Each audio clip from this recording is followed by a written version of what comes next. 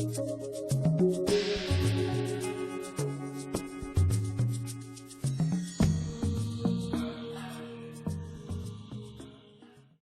tiens d'abord à préciser que sur la liste, je suis suppléant de titulaire Dr Fatran Laurent Delors.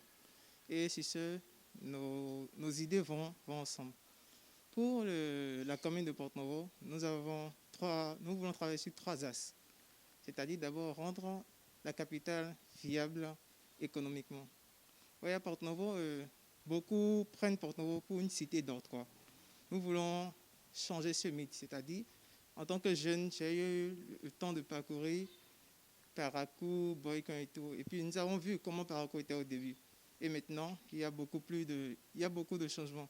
Donc nous voulons faire rêver Porto-Novo. Nous voulons que Porto-Novo devienne également un Cotonou, un Boykan, comme d'autres grandes villes du pays.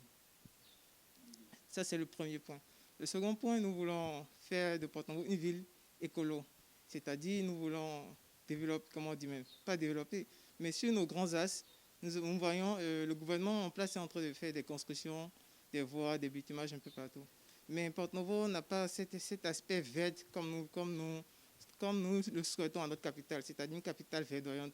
Et comme actuellement, nous sommes, on peut dire, la nature est en train de faire certains sièges, nous avons besoin de l'oxygène. Et puis cet oxygène nous sera fourni pas forcément les arbres. Donc nous devons planter assez d'arbres dans notre capitale. Le troisième point, c'est sur le plan de la jeunesse. Faire de l'entrepreneuriat pour la jeunesse de Porto-Novo. Et ce plan, c'est-à-dire que ça rejoint le premier aspect qui est de faire de Porto-Novo une ville verte. C'est-à-dire qu'en voulant faire de Porto-Novo une ville verte, c'est de l'emploi, c'est de la richesse que la municipalité, la commune de Porto-Novo, sous la bannière des FCBE, va vouloir développer dans la ville. Faire de l'entrepreneuriat, je pense que c'est un peu différent de l'entrepreneuriat, c'est-à-dire insérer certains jeunes dans des entreprises, quel que soit leur secteur d'activité, et puis grâce à ces entreprises, permettre à ces jeunes de créer de la richesse au sein de ces entreprises. Ça va les permettre c'est différent de l'entreprendre, c'est-à-dire ils entreprennent au sein de l'entreprise. Et ça va leur permettre d'avoir un plus de value et puis de s'épanouir et puis de faire le petit bout de chemin ailleurs également. Voilà, les 3 axes sur lesquels nous voulons travailler dans la commune de Porto-Novo. J'ai oublié un point, il y a également les femmes, et les femmes du marché. Nous avons un projet bien construit, bien concocté pour eux, mais j'essaie de garder le suspense pour quand on sera à la commune.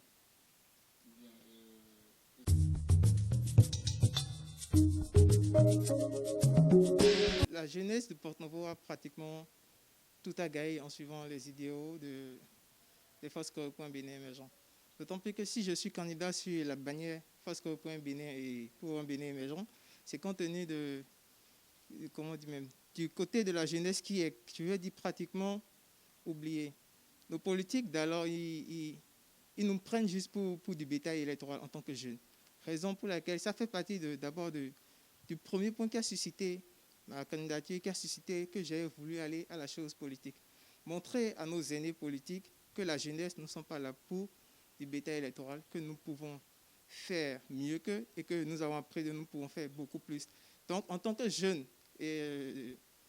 candidat, un jeune candidat qui va aux élections et il sort conseiller, mon titulaire, c'est un jeune également, parce que la jeunesse a beaucoup de choses à gagner sur ces candidatures. Il y aura beaucoup plus de proximité de jeune à jeune, de pouvoir plus s'entraider, de pouvoir plus se comprendre et de pouvoir plus accompagner des projets que la jeunesse va apporter pour le développement de la commune.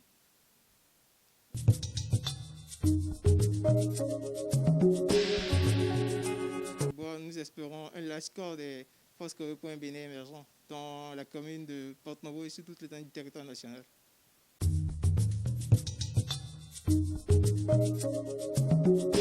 Nous sommes confrontés à une menace qui ne dit pas son nom. Mais je tiens à rassurer les militants des Forces Coopération Bénin émergent d'abord de ne pas céder à la panique. Parce que je pense que nous connaissons tous les gestes barrières qu'il faut pour éviter cette maladie. Et je vais dire encore que le gouvernement a pris des mesures pour pouvoir accompagner, pour pouvoir encadrer cette élection avec la pandémie qui sévit. Et pour finir, je dirais qu'à la population et aux militants, surtout FCBE, il n'y a pas le jour où nous n'allons pas au marché. Et le fait d'aller au marché, nous sommes beaucoup plus exposés à cette pandémie que de sortir pour passer pratiquement 15 à 20 minutes dans un bureau de vote et revenir chez nous. Ayez confiance, ayez la foi et respectez les gestes barrières. Nous allons sortir victorieux sur cette maladie.